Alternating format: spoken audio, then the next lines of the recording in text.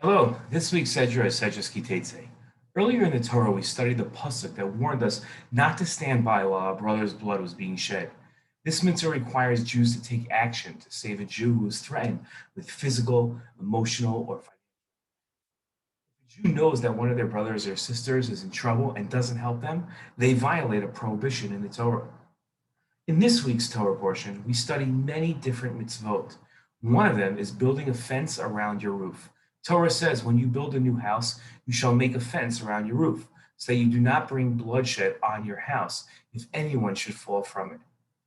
In his commentary to this pasuk, the Ramban wrote, "The commandment of building the fence is newly declared," or it may be explained by from the prohibition of do not stand by while your brother's blood is being shed. In his discussion of the laws of brachot, the Rambam mentioned the mitzvah of building a fence. And he wrote, listen to this, that there are commandments that a person is obligated to make an effort to pursue their fulfillment until he performs them. For example, tefillin, sukkah, lulav, and shofar. These are referred to as obligations, since a person is obligated to fulfill them. But there are other mitzvot that are not obligations, but actually resemble voluntary activities. For example, the mitzvah of mezuzah and constructing a fence around your roof. A person isn't obligated to dwell in a house that requires a mezuzah or a fence to fulfill this mitzvah. Instead, if he desires, he can dwell in a tent or on a ship for his entire life and never have to fulfill them.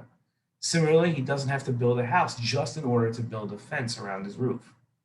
At the start of this week's Torah portion, we studied the mitzvah of sending the mother bird away when taking the mother's eggs. Let the mother go, and take only the young, the pasuk says, in order that you may fare well and have a long life.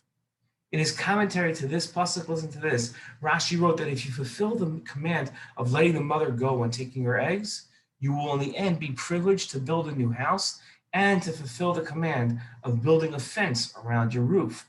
Why? Because one good deed brings another good deed, and you will attain a vineyard, fields, and fine garments.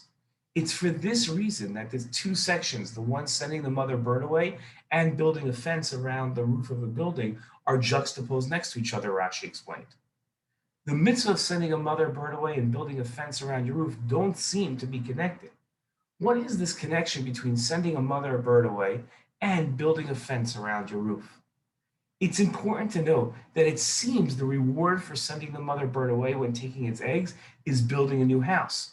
But a careful reading will demonstrate that the reward isn't building the new house, but the opportunity to fulfill the mitzvah of building a fence around the roof of a new house.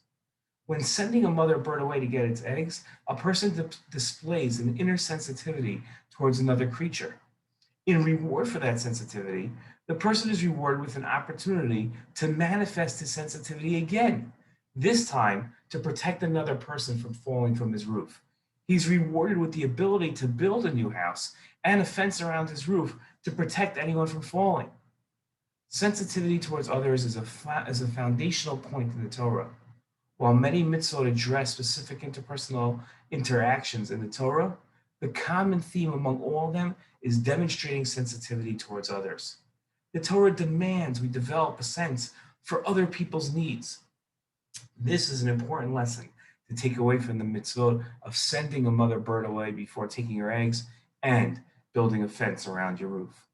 I hope we're able to incorporate it into our own lives and show sensitivity to all who we encounter. Shabbat Shalom.